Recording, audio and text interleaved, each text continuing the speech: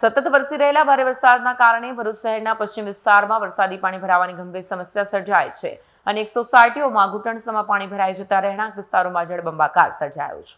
સતત વરસી રહેલા ભારે વરસાદના કારણે ભરૂચ શહેરના પશ્ચિમ વિસ્તારમાં વરસાદી પાણી ભરાવાની ગંભીર સમસ્યા સર્જાઈ છે અને 100 સોસાયટીઓમાં ઘૂંટણસમાં પાણી ભરાઈ જતા રહેણાંક વિસ્તારોમાં જળબંબાકાર સર્જાયો। પાણી ઘરોના દરવાજા સુધી પહોંચી જતા પરિવારોને ઘરવખરી સુરક્ષિત સ્થળે ખસેડવાની ફરજ પડી।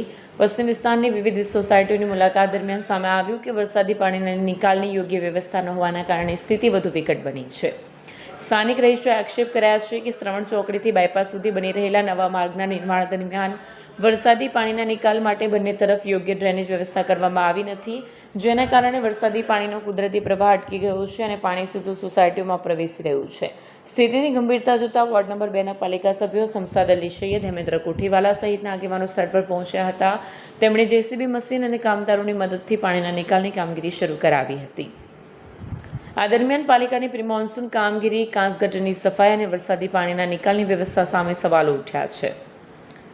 સ્થાનિકોએ સરકાર અને પાલિકા તંત્ર પાસે વરસાદી પાણીના નિકાલ માટે કાયમી અને અસરકારક આયોજન કરવાની માંગ કરી છે। છેલ્લા 2 દિવસથી અવિરત વરસાદ વરસી રહ્યો છે। સમગ્ર ભરૂચના અંદર દરેક સોસાયટી વિસ્તાર હોય કે નીચાણવાળા વિસ્તાર હોય ખૂબ જ પાણી ભરાયું છે।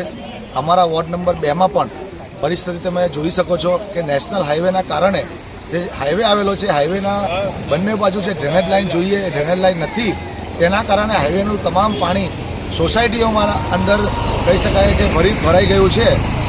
ગઈકાલે પણ અમે એસડીએમ સાહેબને, ચીફ ઓફિસરને રજૂઆત કરી હતી। પોતે chief officer Shri, SDM Shri visit કરવા આવ્યા હતા। એમણે પણ અમને આશ્વાસન આપેલું છે કે આવનારા દિવસોના અંદર આ કામગીરી કરવામાં આવશે। પરંતુ હું કહેવા માંગુ છું તંત્રને કે જ્યારે હાઈવે ત્યાંથી જતો હોય અને હાઈવેની પાણી જ્યારે સોસાયટી શહેર વિસ્તારમાં આવતું હોય તો હાઈવે ઓથોરિટીને આપણે કહીએ કે તમે તાત્કાલિક પ્રોજેક્ટ પાસ કરો અને હાઈવેની આજુબાજુ બંને બાજુ તમે ડ્રેનેજ લાઇન, બોક્સ, ગટર લાઇન તૈયાર કરો અને સોસાયટીના અને નવી જે સોસાયટી બની રહી છે એમના બિલ્ડરો અને ડેવલપરને પણ હું કહેવા માંગીશ કે તમે સોસાયટી ડેવલપ કરો છો તો સોસાયટીનું પાણી, વરસાદી પાણીના નિકાલ માટેની પણ તમે વ્યવસ્થા કરો, કેમ કે ઘણી બધી સોસાયટી એવી છે ત્યાં વરસાદી પાણીની નિકાલ નથી। એટલે જે આ કામગીરી છે તંત્રએ વહેલી તકે હાથ ધરવી જોઈએ। એની સાથે સાથે સમગ્ર ભરૂચના અંદર પાંચબત્તી હોય, કસક હોય કે પછી ફુરજા હોય, દાંડિયા બજાર હોય, વેજલપુર હોય કે બાયપાસ હોય, તમામ વિસ્તારના અંદર આજે પાણી ભરાયેલું છે। જે 35 વર્ષથી ભારતીય જનતા પાર્ટીનું શાસન છે તેમણે જે રીતે વ્યવસ્થા કરી હતી, પૂર્વ પ્રમુખો કહેતા હતા કે પાંચબત્તી હોય કે કસક હોય એ વિસ્તારના અંદર પાણી ભરાવું એ ભૂતકાળ બની જશે, તો એમને યાદ અપાવું છું કે ભૂતકાળ કરતાં તો હમણાં વધારે પરિસ્થિતિ એટલી ખરાબ છે કે પાણી ભરાઈ જવાના કારણે રોડ રસ્તા બંધ કરી દેવા પડે છે। એ પરિસ્થિતિ હમણાં થઈ ગઈ છે। કોઈ આયોજન નથી। નગરપાલિકાએ જે આયોજન કરવું જોઈએ વરસાદીના પાણીનું નિકાલનું, એવું કોઈ આયોજન ભરૂચમાં નથી। એટલે તાત્કાલિક ધોરણે તંત્ર આ પ્રક્રિયા હાથ ધરે અને ભરૂચના અંદર આવનારા સમયના અંદર પાણી ન ભરાય તે માટે કડક આયોજન કરવું જોઈએ। મારું નામ ભાવેશભાઈ વોરા છે। મંગલજ્યોત સોસાયટી શ્રવણ ચોકડીથી ગેટ સુધીના રસ્તા પર છેલ્લા 1.5 વર્ષથી રોડ અને ગટરનું કામ ચાલુ છે।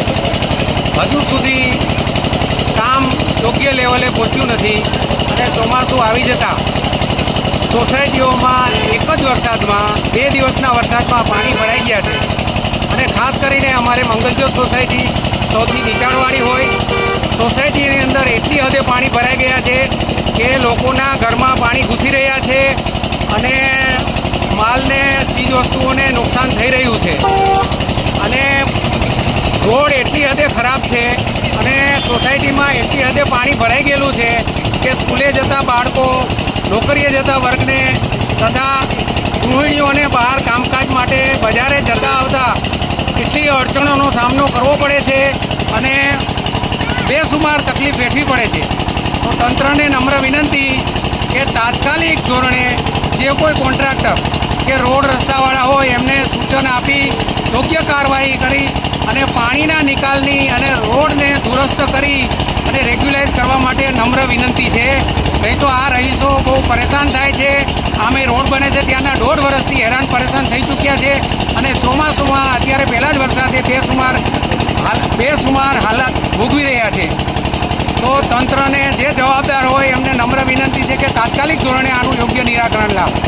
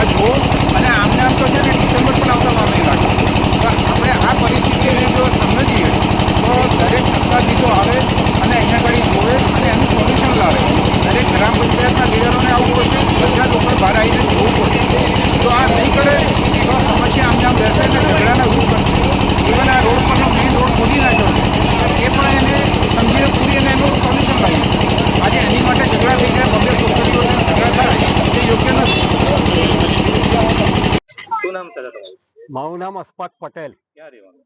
કૌશલ પાર્ક સોસાયટી. શું તકલીફ છે અત્યારે? અત્યારે તકલીફ તો સાહેબ એવું છે કે અમારે પાણી ભરાઈ ગયા છે. વધારે વરસાદ પડવાથી ઘરના અંદર પાણી આવી શકે એવી શક્યતા છે.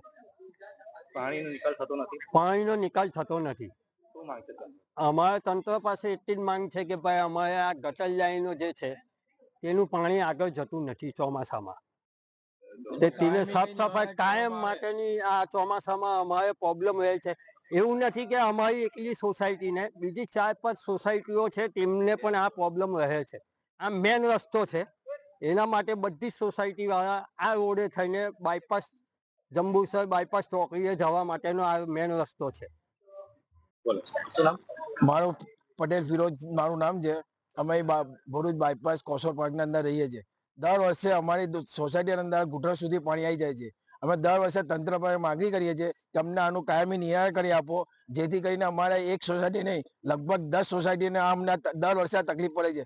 અમારા છોકરાઓ બાળકોને સ્કૂલ મદરસે જવા માટે અમને તદ્દન અમારા અઠવાડિયું અમને ઘરે જ રાખવા પડે છે. અમારા માટે શિક્ષણ બિલકુલ અઠવાડિયા માટે બંધ થઈ જાય છે. તો એનું અમારા તંત્ર પાસે એટલી માંગણી છે કે આનું અમને કાયમ માટે કઈ નિવારણ કરી આપો. આનું કઈ બી એનો જેવી જે રસ્તો થતો હોય તે રસ્તો અમારા માટે કાયમ માટે અમને કરી આપો, જેથી કરીને અમે અમારે અહીંયા સોસાયટી નહીં તો અમારે ના છૂટકે 4 મહિના માટે અમારે સોસાયટી છોડવાનો વારો આવે છે. વિડીયો જર્નાલિસ્ટ વિરેન્દ્ર પાટીલ સાથે સરિયા ટીવી ન્યૂઝ ભરૂચ.